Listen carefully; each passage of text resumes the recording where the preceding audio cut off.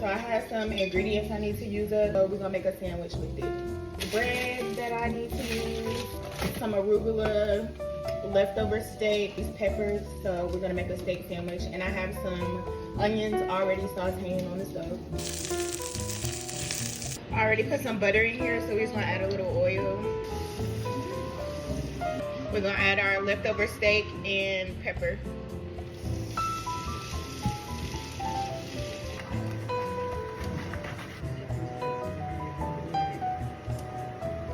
Some arugula with a little oil, vinegar, a little salt and pepper. We toasted our bread. Now let's make our sandwich.